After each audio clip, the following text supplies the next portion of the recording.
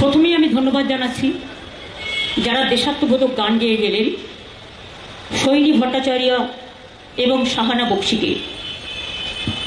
আমি সমবেদনা জানাচ্ছি যে পরিবারটি আক্রান্ত হয়েছে আরজি করে তাদের পরিবারের সকলকে এবং ছাত্রছাত্রী বন্ধুদেরও। আমি আপনাদের সকলের কাছে আজকে স্বাধীনতা আন্দোলনের আগের রাত সন্ধ্যেবেলায় ফ্রিডম অ্যাট মিডনাইট, ভারতবর্ষের স্বাধীনতা এসেছিল মধ্যরাতে, সেই প্রোগ্রামটা আমরা যতদিন রাজনীতি করি আমরা ততদিন এইভাবে স্বাধীনতা সংগ্রামীদের স্মরণ করি এবং আমরা তাদের শ্রদ্ধা জানাই যারা দেশের জন্য লড়াই করতে গিয়ে তাদের প্রাণ বলিদান দিয়েছেন। ফাঁসির একবার বিদায় দে মা, ঘুরে ঘুরে আসি, হাসি হাসি পড়ব ফাঁসি, দেখবে ভারতবাসী, যারা দেশের জন্য নিজেদের জীবন বিলিয়ে দিয়েছেন। আমি স্মরণ করি আজকের দিনে তাদের যারা দেশের জন্য লড়াই করেছে। অজস্র নাম বলতে গেলে অনেক অভিধান শেষ হয়ে যাবে, তা সত্ত্বেও দু একটা নাম তো নিশ্চয়ই বলবো। মহাত্মা গান্ধীজি থেকে শুরু করে, নেতাজি সুভাষচন্দ্র বোস থেকে শুরু করে, মৌলানা আবুল কালাম আজাদ থেকে শুরু করে, বাবা সাহেব আম্বেদকর থেকে শুরু করে, দেশবন্ধু চিত্তরঞ্জন দাস থেকে, মাতঙ্গিনী হাজরা থেকে, ক্ষুদিরাম প্রফুল্ল চাকি, বিনয় বাদল দীনেশ থেকে, লাল দাল পাল থেকে শুরু করে একেবারে যারা সাংস্কৃতিক জগতেও সামাজিক নবজাগরণ ঘটিয়েছিলেন, বিশ্বকবি রবীন্দ্রনাথ ঠাকুর থেকে শুরু করে, ঈশ্বরচন্দ্র বিদ্যাসাগর থেকে শুরু করে, রাজা রামমোহন রায় থেকে শুরু করে, সকলকে আমরা আজকের এই দিনে সম্মান জানাই। তাছাড়াও যে নামগুলো অজানা, অনেক মানুষ হারিয়ে গেছে যাদের নাম আজ পর্যন্ত কোনো বইয়ে লিপিবদ্ধ হয়নি বা তাদের নাম কেউ জানেও না। আমি ইতিমধ্যেই 4-5টা বই লিখেছি যাতে অজানা লোকেদের নামগুলোকে জোগাড় করে তুলে আনবার চেষ্টা করেছি, ছড়াই ছড়াই। এই কাজটা আমি কন্টিনিউ করব। কিন্তু আপনারা কি জানেন, মুক্তির মন্দির সোপানতলে কত প্রাণ হলো বলিদান, লেখা আছে অশ্রু জলে। গানটা কে গেয়েছিলেন, কোথায় ছিল তার বাড়ি? অনেকে গানটা ভালোবাসেন, গানটা জানেন, কিন্তু মানুষটা জন্মেছিলেন এই বেহালায়। সম্ভবত অঞ্জন, আমি তোমাকে নিয়ে গিয়েছিলাম রবীন্দ্রনগরে তার বাড়িতে তার মৃত্যুর আগে দেখা করতে। এরকম অনেক ঘটনা অনেকে আমরা জানি না। একবার আমি দিল্লি এয়ারপোর্টে যখন যাদবপুরের এমপি আপনাদের দ্বারা নির্বাচিত আমি আসছিলাম, বিমানবন্দরে আমার সাথে দেখা হলো একজন সিনিয়র সিটিজেন। তিনি এসে আমাকে বললেন, মমতা জি আমকো এক বাত कहना है। আমি বললাম कहिए। উনি আমাকে বললেন, आप तो सुना है मेरे वतन लोका लोगो जो गान लता जी ने गाया, लेकिन आपको पता है वो गान किसने लिखा था? আমি তখন বললাম, नहीं मेरे को तो सच पता नहीं है कि इसका तो नाम हम लोग सुना नहीं है, जो गाते हैं उसको नाम हम जानते हैं, गाना भी जानते हैं, लेकिन कौन लिखा है ये मेरे को पता नहीं है। তখন ভদ্রলোক এসে বলছে, मैं प्रदीप जी हूँ, ये गाना मैंने लिखा, लेकिन किसी ने कभी हमारा नाम नहीं लेता। আমি তখন বললাম, আমি অন্তত তোমার নাম নেব এবং অন্তত যতটা পারি কিছু মানুষকে জানাবো। কাজে আজকে আমরা অনেক কিছু আমরা জানি, আবার অনেক কিছু পরে জানতে পেরেছি। এটা আমাদের মাথায় রাখতে হবে। আমাদের যারা নিউ জেনারেশন, যারা আজকে স্টুডেন্ট, যারা স্কুল কলেজে পড়াশুনো করে, এই ইতিহাসগুলো জানতে হবে। দেশকে জানতে গেলে কার কি কন্ট্রিবিউশন সেটা জানবার যেমন প্রয়োজন আছে, তেমনি যেটা আমার মাতৃভূমি, আমার পুণ্যভূমি, আমার পবিত্র ভূমি, আমাদের ধর্মভূমি, আমাদের কর্মভূমি, মনে রাখবেন তাকেও সম্মান জানাতে হবে। আমি তো বলি, আমাকে কেউ 1000টা গালাগালি দিলেও আর সোশ্যাল নেটওয়ার্কে মিথ্যে প্রচার করলেই সবাই যে মিথ্যে প্রচার করে তা নয়, একটা গ্রুপ তো করছে পরিকল্পিতভাবে। আমি বলি, আমাকে যত ইচ্ছে গাল দিন, আমি এটা শুনতে শুনতে অভ্যস্ত হয়ে গেছি, কিন্তু দয়া করে বাংলা মাকে অসম্মান করবেন না। আমি আজকে বলতে বাধ্য হচ্ছি, আমি নির্বাচনের সময় আপনাদের এখানে এসেছিলাম এবং প্রতি বছর এই স্বাধীনতা দিবসের আগের দিন যে প্রোগ্রাম হয় সে প্রোগ্রামে আমি অংশগ্রহণ করি এবং আমার কিছু কথা বলি। আপনারা বলুন তো, যারা এ আজাদি ঝুটা হ্যাঁ বলতো তারা স্বাধীনতা দিবসের মর্যাদা বুঝবে কি করে? স্বাধীনতা দিবস পালন করেছেন কোনোদিনও? সরকারে থাকাকালীন 2 বছর পালন করেছিলেন বামফ্রন্ট সরকারের 34 বছর রাজত্বকালের শেষে 2বার, সেখানেও একবার উল্টো পতাকা লাগানো হয়েছিল। আর বিজেপি দলটা তো তখন জন্মগ্রহণই করেনি, স্বাধীনতার কথা জানবেন কি করে? পেয়ে গেছে ক্ষমতা, চলে এসেছে ক্ষমতায়, তাদের কাজ দেশটাকে ছিন্ন বিচ্ছিন্ন করা, সমাজটাকে ছিন্ন বিচ্ছিন্ন করা, ধর্মের নামে বিভেদমূলক আচরণ করা, মানুষে মানুষে ভেদাভেদ লাগিয়ে দেওয়া, ধর্মে বর্ণে জাতিতে জাতিতে ভেদাভেদ লাগিয়ে দেওয়া। তারা ঐক্য চায় না। এই জিনিস বেশি দিন চলে না। এবং তাই জেনে রাখবেন, আমি দুঃখিত আজকের দিনে কথা বলতে হচ্ছে, কিন্তু বলতে আমি বাধ্য হচ্ছি তার কারণে তাদের আচরণে, যার জন্য এবার মোদিজি মেজরিটি একক পায়নি, অনেকের উপর নির্ভর করে তাকে পা দিয়ে চলতে হচ্ছে। আগামী দিন যেই কেউ কেউ পা সরিয়ে নেবে এই গভর্নমেন্টটাও পড়ে যাবে, এটা মাথায় রাখবেন। একটা মিথ্যে কথা বারবার বলতে বলতে, লেবু কচলালে যেমন তেতো হয়, লেবু যত কচলাবেন রসটা বেরিয়ে যাওয়ার পর যদি আপনি লেবুটা বারবার কচলান সেই লেবুটা কিন্তু তেতো হয়ে যায়। মাথায় রাখবেন। যদি আমি আপনাদের জিজ্ঞেস করি 2-3টি ঘটনা, যে আমরা কোনটা করিনি, কোন কাজটা করিনি, কোন সমবেদনাটা জানাইনি, কোন অ্যাকশনটা নিইনি। ঘটনা যখন ঘটেছিল আমি ঝাড়গ্রামে ছিলাম, আমি ঝাড়গ্রাম থেকে ফিরছিলাম, হঠাৎ খবরটা গাড়িতে আস্তে আস্তে জানতে পারলাম।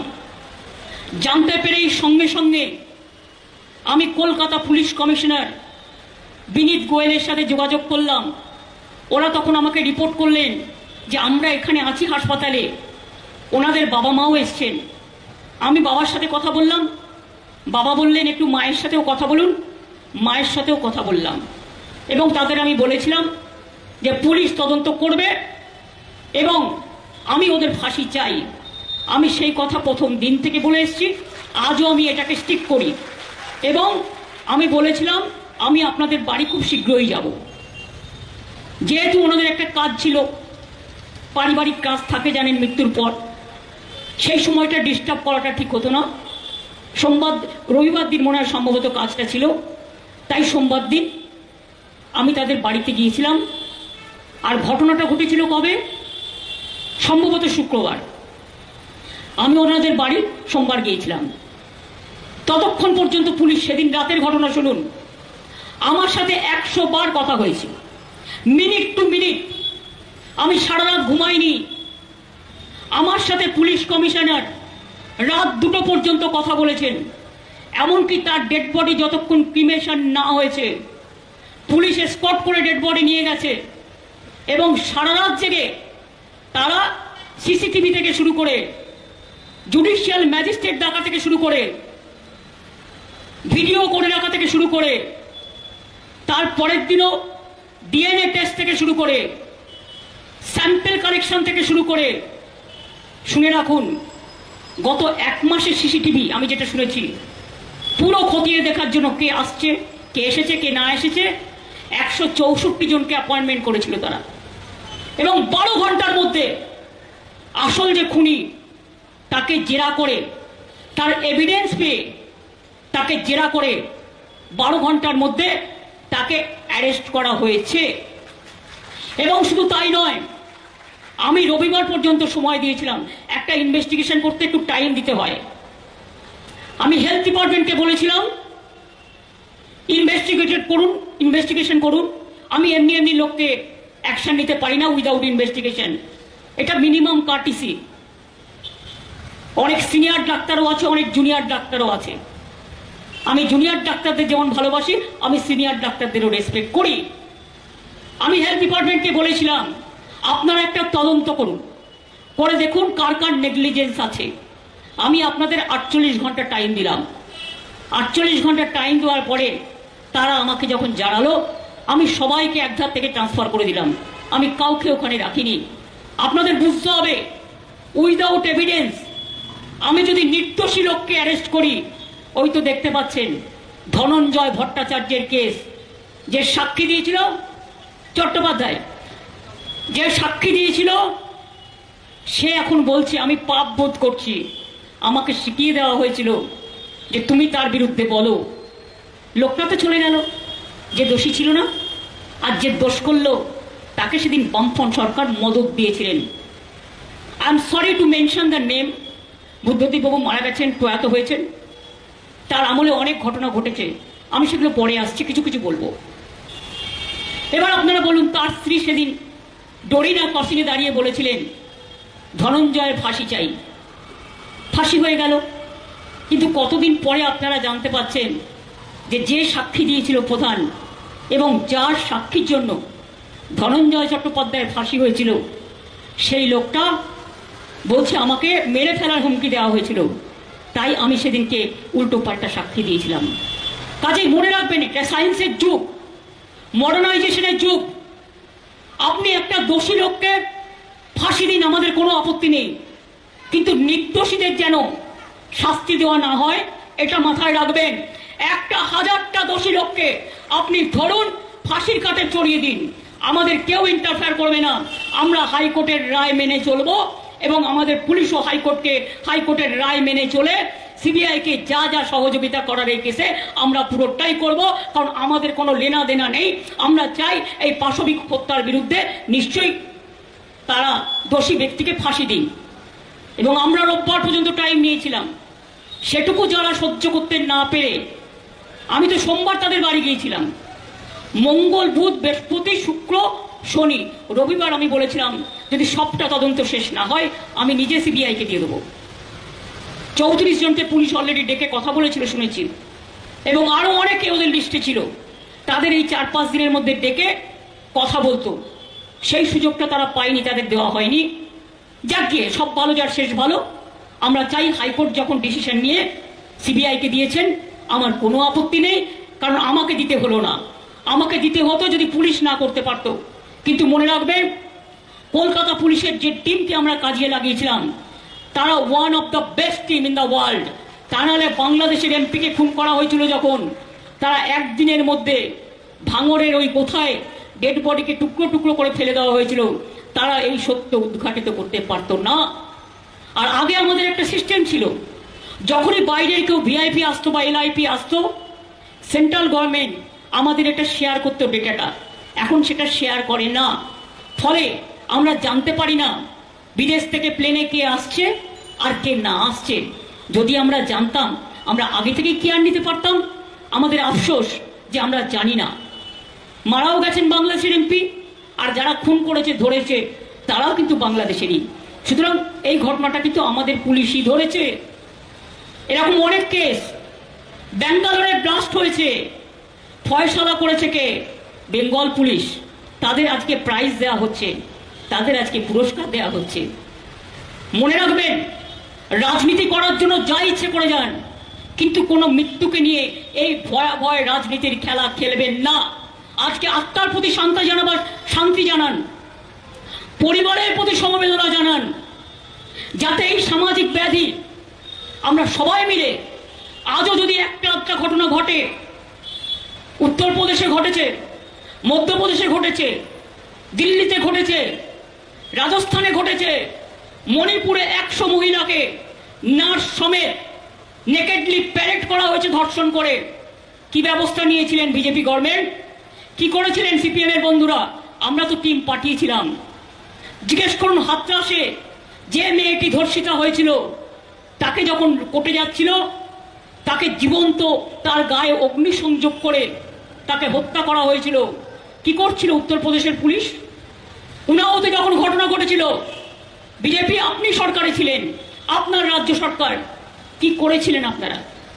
আমি কংগ্রেসকেও জিজ্ঞেস করব, আপনাদেরও তো অনেক সরকার অনেক জায়গায় আছে, কোনটার ব্যাপারে কি সিদ্ধান্ত নিয়েছিলেন? আমি সিপিএমকে জিজ্ঞেস করব, মনে পড়ে বানতলায় ডক্টর অনিতা দেওয়ানের কথা, যাকে গণধর্ষণ করে হত্যা করা হয়েছিল বামফ্রন্ট সরকার আজকে ভুলে গেছেন? সিপিএম দল যারা ফেসবুক আর সোশ্যাল নেটওয়ার্কে টুইটারের মাধ্যমে সস্তার রাজনীতি করবার জন্য আয়নায় নিজের মুখ দেখছেন না, নিজেদের আমলে কি করেছিলেন আজকে অনেকে জানে না এই ঘটনা। আমি জানি, তার কারণ সেদিন আমরা রাস্তায় ছিলাম, আমি বানতলায় ছুটে গিয়েছিলাম, আমি স্পটটায় দেখে এসেছিলাম, আর একটা গাছ পুঁতে এসেছিলাম। আমি ঘটনাটা জানি। 19 জন আনন্দমার্গীকে জীবন্ত বালিগঞ্জ বিজন সেতুর ওপর পুড়িয়ে মেরেছিল কারা? সিপিএম দল। আমি আপনাদের কাছে জানতে চাইছি, জিজ্ঞেস করুন। নন্দীগ্রামে গুলি চালিয়ে 14 জনকে হত্যা এবং 10 জনকে বাসে বেঁধে নিয়ে গঙ্গার জলে, হলদি নদীর জলে ভাসিয়ে দিয়ে কার আমলে হয়েছিল? সিঙ্গুরে তাপসী মালিককে কৃষক কন্যা পুড়িয়ে দিয়ে ধর্ষণ করে পুড়িয়ে দেওয়া হয়েছিল। যেখানে লক্ষ্মী পুজো হয়েছিল, যে উনুনে রান্না হয়েছিল, সেই উনুনে কি করছিলেন আপনারা তখন? বর্ণালী দত্ত নার্স কুচবিহারে যখন তাকে হত্যা করলেন নিষ্ঠুরভাবে, কি করছিলেন তখন আপনারা? সোশ্যাল নেটওয়ার্ক তখন ছিল না, তাই অনেকেই জানতে পারেনি, কিন্তু আমি জানি। তার কারণ আমার জীবনের প্রথম দিন থেকে আমি আন্দোলনের সাথে যুক্ত এবং আমি জানি কোনটা সঠিক আন্দোলন আর কোনটা বেঠিক আন্দোলন। এই কথাগুলোর জবাব দেবেন কি? বেহালার মানুষ নিশ্চয়ই বলেননি।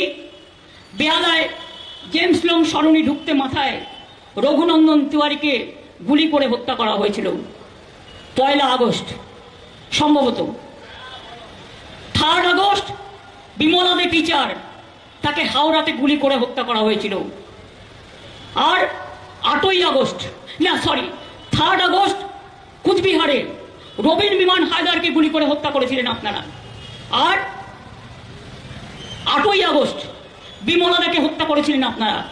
সে আহত হয়ে ভর্তি ছিল, তারপরে সে মারা যায়। শান্তিপুরে কত গুলি চালিয়ে কৃষক মেরেছেন, রাজারহাটে কৃষক মেরেছেন কত। সারা বাংলায় ছড়িয়ে আছে আপনাদের নৃশংস হত্যা কাহিনী। কত মানুষের কঙ্কাল পুঁতে দিয়েছেন মাটিতে। একসাথে কেশপুরে কত মানুষকে হত্যা করেছিলেন। কঙ্কাল কাহিনী সব ভুলে গেছি আমরা।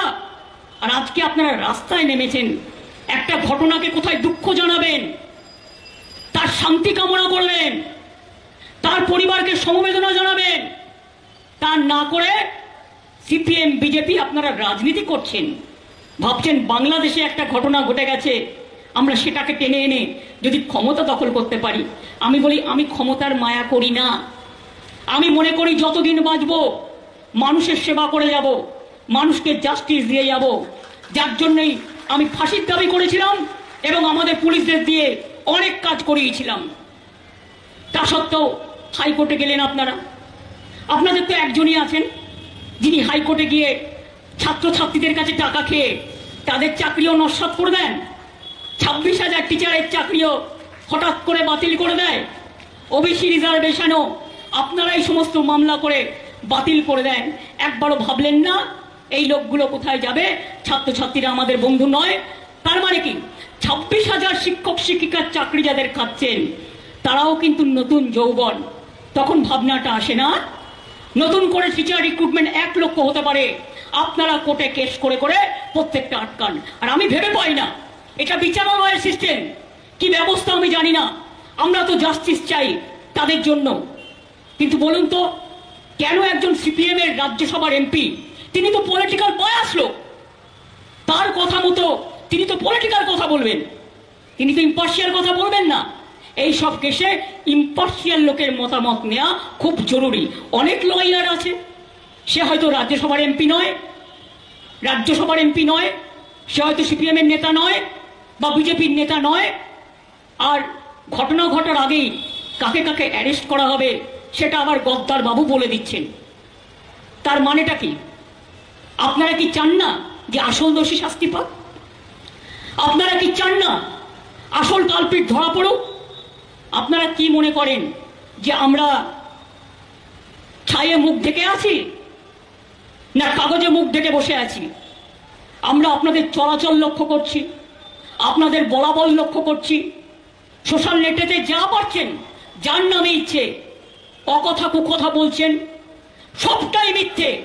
আমি আপনাদের বলবো 1% যদি ঠিক হয়, 99% অসত্য কথা, কুকথা, অকথা, মিথ্যা, কুৎসা, অপপ্রচারের ঢেউ করছেন। তার কারণ বাংলায় শান্তি থাক এটা আপনারা চান না, বাংলা মা ভালো থাক এটা আপনারা চান না, বাংলার বদনাম করতে চান আপনারা সারা পৃথিবী জুড়ে, তাই আপনারা এই রাজনীতি করছেন। আমরা কিন্তু কোনোদিনও এই রাজনীতিটা করিনি। আমরা আন্দোলন যেটা করবার প্রয়োজন ছিল আমরা করেছি। আন্দোলন করতে করতে আমার মাথায় ব্রেন অপারেশন হয়েছে, মৃত্যুর হাত থেকে বেঁচেছিলাম। হাজরায় কেন আমায় হত্যা করতে গেছিলেন? কার নির্দেশে সেদিনকে লোহার ডান্ডা, লাঠির ডান্ডা পড়েছিল? মৃত্যুর হাত থেকে বেঁচে এসেছিলাম। গাড়ির নিচে কেন আমায় অ্যাটাক করেছিলেন? গাড়িটাকে পুরো ভেঙে চুরচুর করে বলুন কেন গুলি চালিয়েছিলেন? সেদিন তো একটি ছেলে এসে হাত তোলায়, তার নাম ছিল সম্ভবত আক্তার। সেদিন সেই ছেলেটা গুলিটা তার হাতে এসে লাগলো আর আমার কপালটা বেঁচে গেল। এটা আমি মনে করি এটা ডেস্টিনি। আমার দুটো হাতও মেরে ভেঙে দিয়েছেন, পাও ভেঙে দিয়েছেন, কোমরও ভেঙে দিয়েছেন। এমনকি বিজেপি, মনে পড়ে নন্দীগ্রামে যখন মিটিং করতে গেছিলাম, আমাকে ওই পা, আমার লিগামেন্টটা টোটাল থেতলে গেছিল প্রায়, তাই নিয়ে আমাকে প্লাস্টার করে আমাকে 1 মাস ইলেকশনে প্রচার করতে হয়েছিল। ভুলে যাবেন না এসব কথা। সাধু হয়ে গেছেন।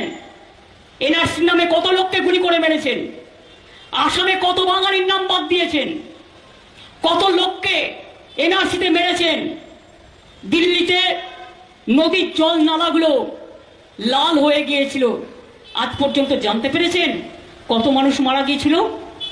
উত্তরপ্রদেশে কত মানুষ মারা গিয়েছিল, মধ্যপ্রদেশে কত মানুষ মারা গিয়েছিল, রাজস্থানে কত মানুষ মারা গিয়েছিল, ত্রিপুরা। আপনারা ক্ষমতায় এসছেন।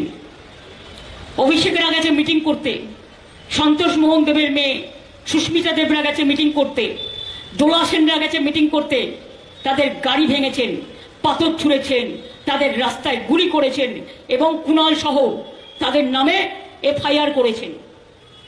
বারবার তাদের ডেকে পাঠান, একটা রাজনৈতিক মিটিং মিছিল আপনারা করতে দেননি।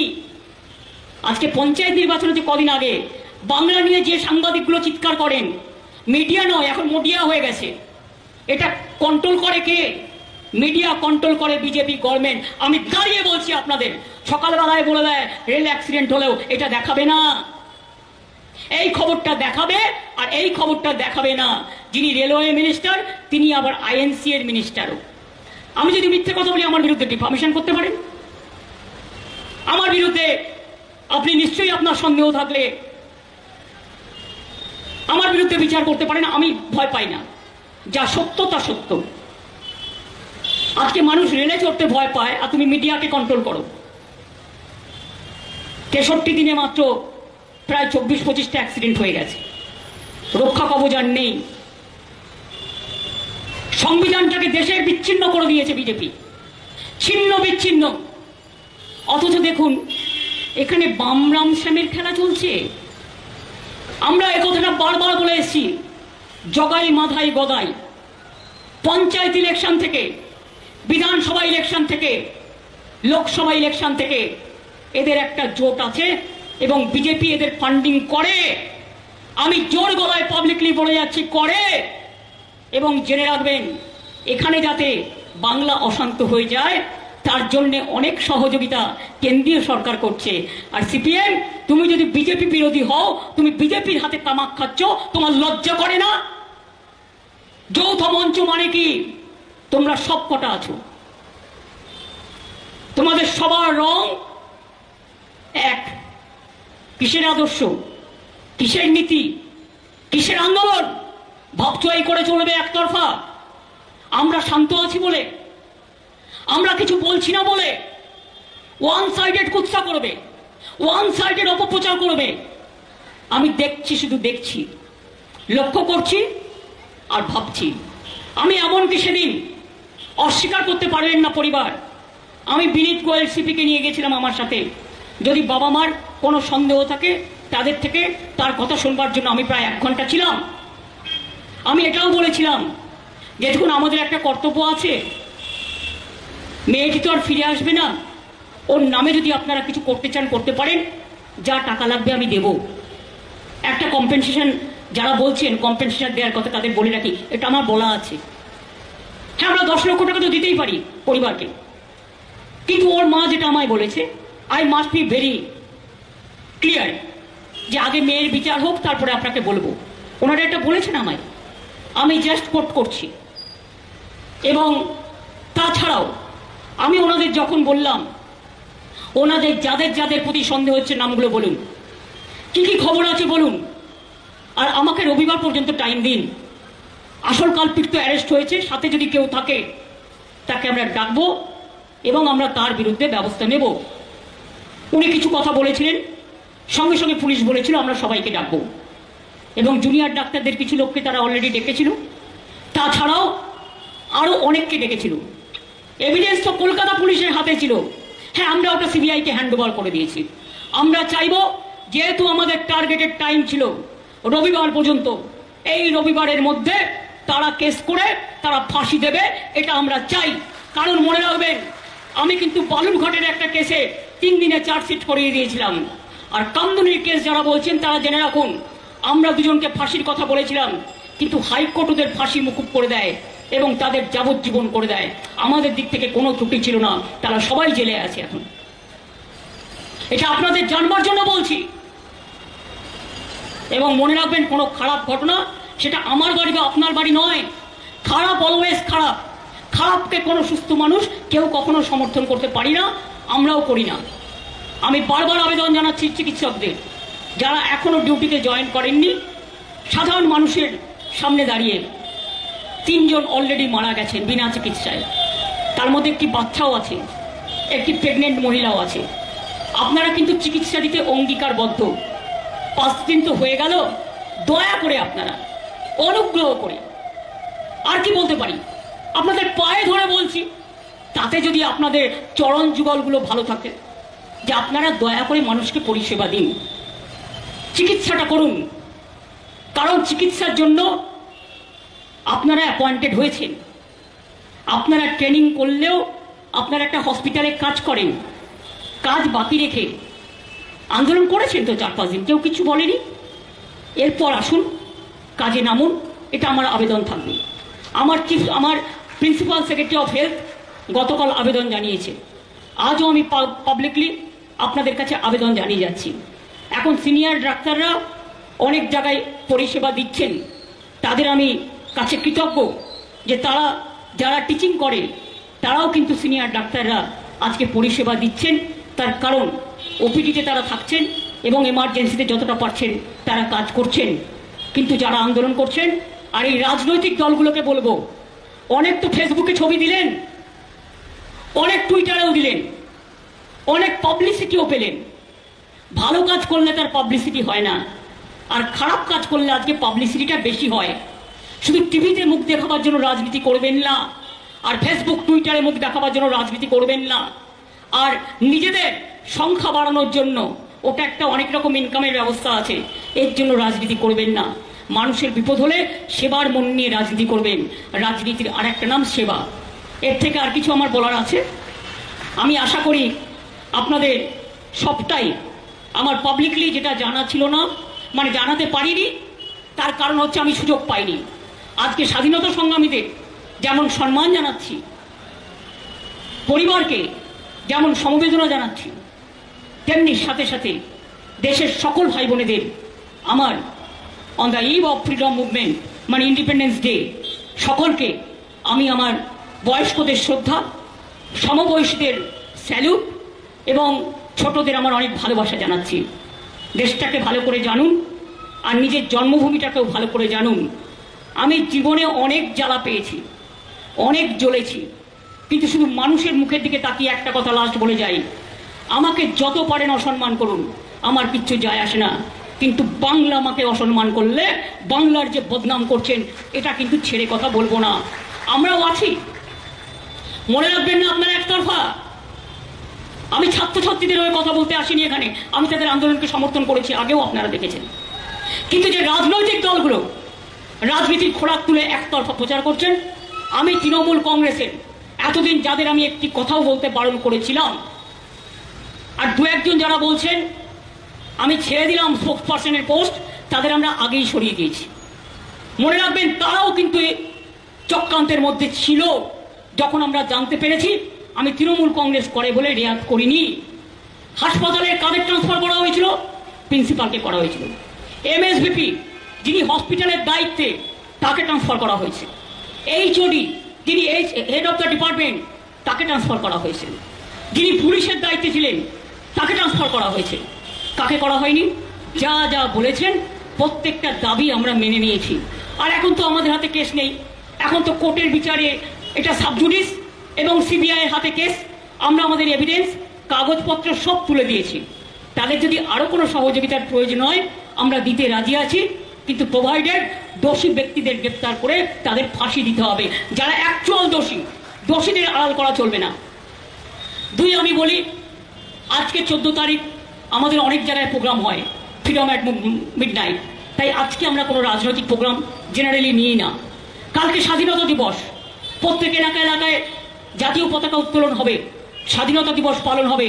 রেড রোডেও আমাদের র্যালি মার্চ পাস্ট হয়, সেখানে জাতীয় পতাকা তোলা হয়, আমরা সেটাও করব। 16ই আগস্ট খেল দিবস আছে, প্রত্যেকটা ক্লাব এবং অনেক ছোট ছোট ক্লাব, বড় ক্লাব সবাই মিলে খেলা দিবস ওই দিনটা তারা খেলাধুলা করবেন, তাই তাদের আমি ডিস্টার্ব করতে চাই না। তাছাড়াও 16ই আগস্ট ময়দানে কোনো একটা মর্মান্তিক ঘটনা ঘটেছিল, সেই জন্য সেই দিনটাকে মনে রেখেই ওটা খেলা দিবস হিসেবে আমরা আগে ঘোষণা করেছি। আর এই 16ই আগস্ট কিন্তু আমাকে মেরে ফেলার চক্রান্ত হয়েছিল হাজরা মোড়ে, আমি কিন্তু সেটাকে কখনো প্রায়োরিটি দিইনি। কিন্তু আমি যেটা খেলাকে কেন্দ্র করে হয়েছিল সেই ঘটনাটাকে প্রায়োরিটি দিয়েছি। আমি আপনাদের আবার বলি, 16 তারিখটা বাদ দিয়ে ছোটখাটো ধর্ণা টর্ণা হতেই পারে। কালকে স্বাধীনতা দিবস অবশ্যই নয়, যেমন জাতীয় পতাকা তোলা হয়, সাংস্কৃতিক অনুষ্ঠান হয়, প্রতিবারের মতো এবারেও হবে। এটা দেশমাতৃকাকে সম্মান জানানোর ব্যাপার। 16 তারিখ খেল দিবস আছে বলে স্পোর্টসের ছেলেমেয়েরা অংশগ্রহণ করবেন, অনেক ক্লাব অংশগ্রহণ করবেন। আমি তাদেরটাও ডিস্টার্ব করতে বারণ করব বিকেল 4টে পর্যন্ত। তারপরে যদি কেউ ধর্ণা করতে পারেন, মিছিল করতে পারেন, তার স্বাধীনতা নিশ্চয়ই করতে পারেন। আমি আমাদের দলের কথা বলছি, অন্য দলের কথা আমি বলতে পারবো না। 17 তারিখে সারা পশ্চিমবাংলার সব ব্লকে, সব মিউনিসিপ্যালিটি ওয়ার্ডে আমি আশা করি আমার কথাটা দলের কাছে পৌঁছে দেওয়া। আমি ববিকে দায়িত্ব দিচ্ছি, দেবাকে দায়িত্ব দিচ্ছি, অভিজিৎ রে যারা এখানে আছে, বোয়া থেকে শুরু করে, সুশান্ত থেকে শুরু করে, পুরনো ছেলে অঞ্জন থেকে শুরু করে সকলকে। 17 তারিখ বেলা 2টো থেকে 4টে পর্যন্ত সব ব্লকে ব্লকে, সব ওয়ার্ডে ওয়ার্ডে তৃণমূল কংগ্রেস বাম রামের চক্রান্ত, বাংলায় অশান্তি করার জন্য তাদের বিরুদ্ধে আমাদের মিছিল, মিটিং, আন্দোলন হবে। আর 18 তারিখ প্রতি ব্লকে ব্লকে ধর্ণা হবে সকাল 10টা থেকে 6টা পর্যন্ত। আর 19 তারিখ রাখি বন্ধন, আমরা ওই দিন ব্লকে ব্লকে রাখি বন্ধন করি। রাখি বন্ধন উৎসবের মধ্যে দিয়ে বাংলার মাটি, বাংলার জল, বাংলার বায়ু, বাংলার ফল, বাংলাকে ভাগ করতে দেব না। বঙ্গভঙ্গ আন্দোলনের সময় কবিগুরু রবীন্দ্রনাথ ঠাকুর যে গানটি গেয়েছিলেন, মনে রাখবেন এটা এখন আমাদের রাজ্য সঙ্গীত হয়ে গেছে। সুতরাং আমরা সম্প্রীতি রক্ষা করবার স্বার্থে, ঐক্যের স্বার্থে, সংহতির স্বার্থে সারা বাংলাকে অটুট রাখার জন্য রাখি বন্ধন উৎসব সারা দেশও যখন পালন করে, ওরা বলে রক্ষাবন্ধন, আমরা বলি রাখি বন্ধন। সেই রাখি বন্ধন উৎসব আমরা পালন করব। তারপরে 20 তারিখ থেকে আবার রাস্তায় নামা হবে। সেই প্রোগ্রামটা 19 তারিখে আমরা আপনাদের জানিয়ে দেবো। তৃণমূল কংগ্রেস রাস্তায় থাকবে এবং প্রোগ্রাম করবে, দোষীর শাস্তি চাইবে। এবং বিশেষ করে রবিবারের পর হয়ে যাচ্ছে 19 তারিখ, সুতরাং ফাঁসির দাবিতে তৃণমূল কংগ্রেস প্রতি ব্লকে ব্লকে দোষীদের ফাঁসি দেওয়ার জন্য প্রতি ব্লকে ব্লকে কেউ ধর্ণা করবেন, কেউ মিছিল করবেন, কেউ মিটিং করবেন, কিন্তু প্রতিবাদ করবেন। এটা আপনাদের কাছে আমি বলে গেলাম। আপাতত এই প্রোগ্রাম আমি দিয়ে গেলাম। আবার 20 তারিখ থেকে কি প্রোগ্রাম হবে সেটা আমি রাখি বন্ধনের দিনে আপনাদের জানিয়ে দেব। আমি এটুকু বলে আবার বলি, আমাকে অসম্মান করতে আপনাদের খুব ভাল লাগে না? সারা জীবন ভেবেছেন ও তো নরম, ও তো মানবিক, ও তো সবার আগে কাজ করে, সারাক্ষণে সব নিয়ে পড়ে থাকে। ওকে আঘাত করো যাতে ওকে আমরা বারবার অসম্মান করতে পারি সারা বিশ্বের মানুষের কাছে। আমি বলবো ব্যক্তিগতভাবে আমাকে অসম্মান করুক, আমার কিছু যায় আসে না। আমি বিজেপির কাছে রাজনৈতিক সৌজন্য আশা করি না, আমি সিপিএম পার্টির কাছে রাজনৈতিক সৌজন্য আশা করি না, আমি আল্ট্রা লেফটের কাছেও আশা করি না, আমি কংগ্রেসের নেতৃবৃন্দের কাছেও আশা করি না। কিন্তু আমি আশা করি বাংলা মাকে আপনারা অসম্মান করবেন না, বাংলার বদনাম করবেন না। আর একটা মহিলার বিচারের দাবিতে যদি কোনো রকম কোনো ঘটনা ঘটে, ভাইদের দায়িত্ব নিতে হবে বোনদের রক্ষা করার। যারা যে প্রান্তে কাজ করেন তাদের কি একটা দায়িত্ব থাকবে না যে আমাদের বোনদের দায়িত্ব আমাদের ভাইরা নেবে? ভাই বোনের কখনো আলাদা হতে পারে না, ভাই বোন কিন্তু একসাথে চলে। ভাই না থাকলে বোন রাখি বন্ধন করবে কাকে? ভাই না থাকলে কপালে তিলক পরিয়ে ভাইফোঁটা দেবে কাকে? কাজেই আমি মহিলা এম্পাওয়ারমেন্ট বিশ্বাস করি। নারী শক্তিকে জাগ্রত যা বাংলা করেছে, যে শিক্ষা আমরা বিদ্যাসাগরের কাছ থেকে পেয়েছি, রাজা রামমোহন রায়ের কাছ থেকে পেয়েছি, সে শিক্ষায় শিক্ষিত হয়ে আমরা কিন্তু আজ সামাজিক সংস্কারের অনেক কর্মসূচি হাতে নিয়েছি। সেটা থেকে সিপিএম এর খুব রাগ হয়, বিজেপির খুব রাগ হয়। তাই একটা ইস্যু পেয়েছে, ভাবছে ওই লঙ্কা কাণ্ডের মতো বানরের পেছনে আগুন লাগিয়ে দাও, যেভাবে করেছিল রামায়ণে আপনারা শুনেছিলেন। আমি এখানে বলি, এখানে লঙ্কা কাণ্ড করা অত সহজ নয়। মানুষ বুঝবে, আস্তে আস্তে আপনারা বুঝবেন আসল রহস্যটা কোথায়, চরিত্র হনন করছে কারা। এরা ছাত্র ছাত্রীরা নয়, এরা কিন্তু রাজনৈতিক দল পরিকল্পিতভাবে করছে। কারণ তারা মমতা ব্যানার্জিকে সরাতে চায়। আরে মমতা ব্যানার্জির সরতে রেল থেকে দুবার সরে এসেছি, জাস্ট একটা কাঁধে ব্যাগ নিয়ে চলে এসেছি, আমার 1 সেকেন্ড লাগে। কিন্তু আমি অন্যায়ের কাছে মাথা নত কোনোদিনও করিনি, আর করবও না। এটা মাথায় রাখবেন। আমার মাথা নত করতে হলে আমি মানুষের কাছে করব, কিন্তু আপনাদের মতো জঘন্য মানসিকতার জঘন্য রাজনৈতিক দলের কাছে নয়। এটা মাথায় রাখবেন। আমি এটুকু বলে আবার স্বাধীনতা সংগ্রামীদের আমার শ্রদ্ধা, আমার প্রণাম, আমার সালাম, আমার জোহার, আমার নমস্কার, আমার নমস্কারিন্দা, আমার ভানাক্কম, আমি সব কিছু বলবো যে আমরা সকলকে সম্মান জানাই এবং আমাদের ছাত্র যৌবন, মা বোনেরা, শ্রমিক, কৃষক সকলকে অভিনন্দন জানাচ্ছি আজকের দিনটার জন্য, কালকের দিনটার জন্য। স্বাধীনতা দিবসের আগে অনেক অনেক শুভেচ্ছা আপনাদের। মিডিয়াকেও অভিনন্দন জানাচ্ছি তাদের পরিবার পরিজনের জন্য। Thank you so much. অ্যাডমিনিস্ট্রেশনকে অভিনন্দন জানাচ্ছি, তারা অনেক কাজ করেছেন, আগামী দিনও করবেন এই বিশ্বাস আমি করি। অনেক অনেক ধন্যবাদ। নমস্কার। জয় হিন্দ, বন্দে মাতরম, জয় বাংলা, জয় বাংলা, জয় বাংলা। Thank you.